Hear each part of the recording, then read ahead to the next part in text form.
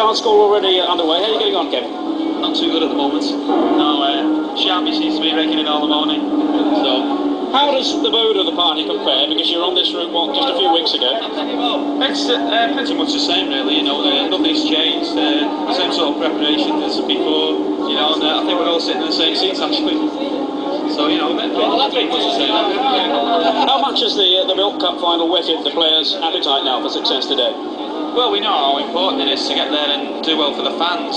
Now, Andy Gray with me here at the moment. A day, Andy, I'm sure you've been looking forward to all your life.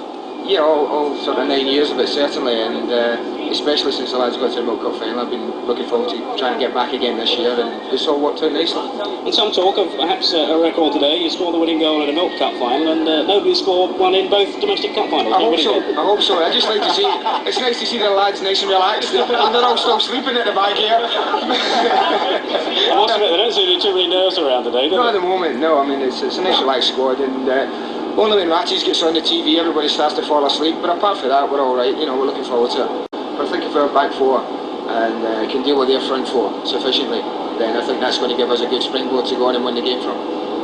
You'll be playing up front with Graham Sharp today. How's the combination shaping up now, do you think? Well, it's been on and off all season, but the last few games have been quite good. Sharpie's got to sail back on the goal scoring trail again, and that can only be good for us. And I'm hoping that he can continue. He scored in the last two, and if he can score again and today, then obviously that'll be great for us. I think the man who said it wasn't working too well was Adrian Heath, but he's not doing a bad job just behind the TV, you know. Well, left winger, you mean? He's playing well in that left wing berth. But I mean, we're a wee bit worried about his crossing. He's not really put many in the box for us so far. But we're hoping it'll come good in the night anyway. Let's move across now to Peter Reid, and a man who's really found his form this season. But I wonder, Peter, if earlier on in the season you wondered if perhaps your career really taken a nosedive. Well, I don't think you think about them things. You just try and get on with your job, keep your head up and work hard, and hope it comes right for you. And that's what's happened. You're with a good set of lads, playing with a good team, with a lot of confidence. Going to win a cup, so what more can you say? How do you see the midfield area today? Graham Taylor says he expects you to see a lot of the ball. Well, I think every game's different, obviously, and I think it's just two teams out there, and the best one will win on the day. I don't think it's about areas. I just think if we play better, then we'll win it, and vice versa. I don't tend to agree with areas or everything, because I get up, I get down, like most of the lads. Bales is a defender, but he'll get up. I mean, I think it's a team against a team, and as I say, the one who plays the best will come out on top. Who would you see today as the key players on the Watford side? People keep saying they don't have a midfield. Obviously, they're a good side, he wouldn't be here otherwise, and it's all about a team game. Obviously, Mo Johnson scores goals, two wide men are good players, but they're dangerous off dead ball situations with the big boy Riley, so you can go on all day, so it's just down to like you doing the job. They've got a few danger men, we have. 5 or 6 minutes away from Wembley, John Bailey in front of me has gone to sleep. So was Adrian Heath, just as I'm going to talk to him. John, very much, of course, the arch joker in the camp. What have you been up to today? What have been your tricks today?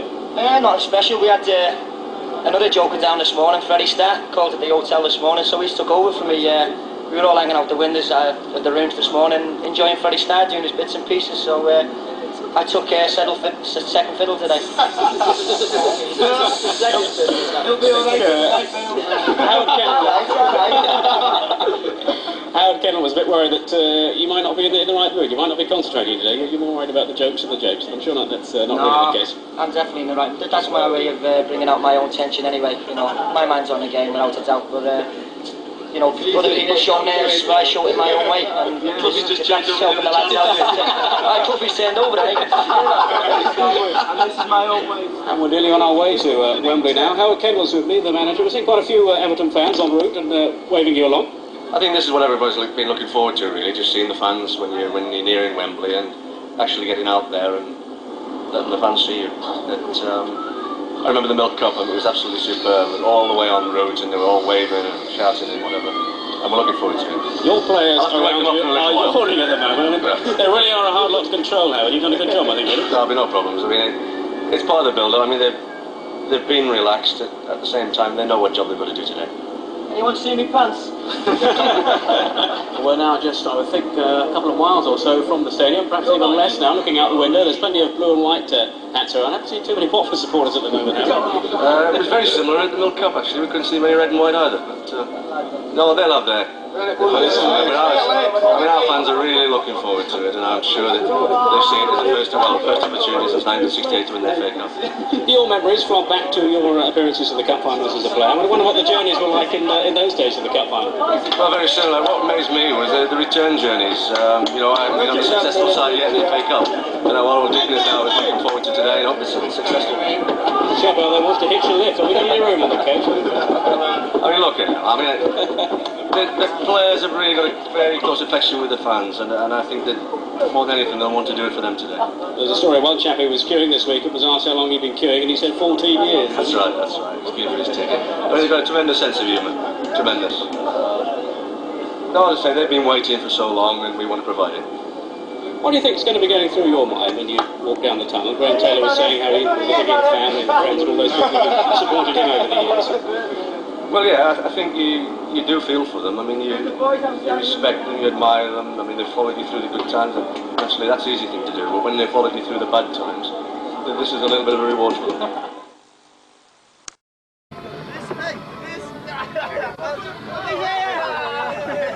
Are you hearing us, Pat?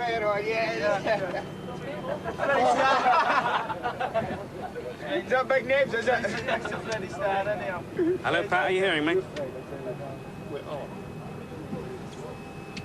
Point of fact. Return journeys. You know, I haven't been on the successful side yet in the FA Cup, and what we're doing now is looking forward to today and hope it's successful. Chapel, they want to hitch a lift. Have we got any room on the coach? I mean, look at them. I mean, the players have really got a very close affection with the fans, and I think that more than anything they'll want to do it for them today. There's a story, one chap. The Watford fans seem to have got here early.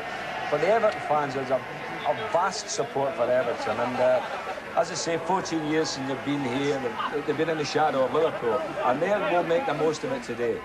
They're turning out in the thousands. I think they must have come here in the Milk Cup with a certain trepidation facing Liverpool. Yes. I'm wondering that it might be a day that ends in terrible disaster for them. Yeah. But it didn't, as it turns out. I think they can be much more relaxed about the way they're approaching it today. They are something special, and I think it's worth saying in the Milk Cup final, repeating again how marvellous it was for everybody to see Liverpool and Everton fans together. Sure. Linking arms and so on, as the players did at the end of the game. And you just have to hope, I think both managers have said that, let's hope there's great dignity tonight, today, the way that both these sets of supporters behave. I'm sure that's going to be the case. I feel there will be, Brian, because both sets of supporters have got a very good reputation, haven't they? See, they've been in the shadow of Liverpool so long that they're so desperate for success. I think the atmosphere today will be as good as you'll ever get at Wembley. You know, they really are going mad. Look at that. There's a Celtic supporter in among. I think they're the ones without the tickets. Yeah, and in fairness, a lot of them probably with no jobs to go back to. I mean, they've made a huge sacrifice to get down here, but this is a day they wouldn't miss for anything in the world. Well, when you think of the thousands of kids in Liverpool who don't have jobs, and I think you have to really think of that. Desperate. But they've saved with it off the gyro checks, and they're down. Well, the police are fairly evident there, and they might well need every one of them to get that coach through the masses up Empire Way. I should think now, they've looked very relaxed, but I would have thought it's now they begin to realise the job that's got to be done. Is that where you start? Doesn't it just? As you come down that the way there, you just begin to start to feel it. Yeah, it's when it hits you. Yeah. You see the Twin Towers in front of you, and you think to yourself, well, this is it now, we're here, and there's no going back. And the old tension does start to mount from then on in. It's quite remarkable, that, really. It's just that side of the stadium in the coach that actually just turns a switch and you're an entirely different person. If you were never nervous before, that's when you start being nervous. Well, that's when you really first start to think about the game, isn't it, Ian? You know, up until then, it's been a bit of a jamboree. They've had a good morning, but now they're here. They're at the ground now, and this is what it's all about. The stadium awaits, and you start thinking about the game and what lies ahead of you for the next 2 or 3 hours. Just look what this game of football does to people, eh? Well, you feel the importance as a player, what it means to the people. You know, they've come they've travelled, you know, 200 miles to get down here to support you, and you really feel you want to make it a journey to remember, and you don't want to disappoint them. Yeah. I mean, there is. Let's not beat about the bush. There is the very unacceptable face of football, but that's the one that I think could you know, reduce you to tears almost, Ryan, to see just what it means to if be. we could get rid of the idiots, you know, and get football back to being, you know, the supporters' game, it'd be marvellous, because, I mean, there is a terrific feeling in football between the teams and the supporters, and I just wish we could get back to the days where you could come to the games in peace and support your team and talk to the fellow who's sitting beside you if he's wearing a different scarf than you, and then go home and see you've had a marvellous day out. But this is lovely scenes, because, as you say, it speaks for itself. Now, this is the good side of the game, and everybody at home is watching it, and they can see what a really marvellous advert it is for the game. We get so much of the other side thrust down our throats now, we all begin to believe that it's probably more people involved than there really is. There is a very small minority that makes it very difficult for everybody, but just look at that. Look at that. It's an incredible sight. With one aim in mind, going to the game and hoping to see their team win. Now, when they get to the Wembley dressing rooms, they are fairly gaunt, clinical sort of places, aren't they? Surprisingly enough, they are, Brian. You imagine that they're going to be really luxurious and carpeted, everything that one would wish to see in dressing rooms. They're not. They're very sparse. They're very high ceiling. They lack a lot of atmosphere, really, and they are quite. I think if it wasn't for Wembley on the occasion, it would be quite a disappointment. Mind you, they've revamped them, you know. I know they've revamped it. Well, they've revamped all dressing rooms now. New linoleum down. Have they put new lino down now? That's Right, looks as though some of the Everton fans have thinned out a little bit now.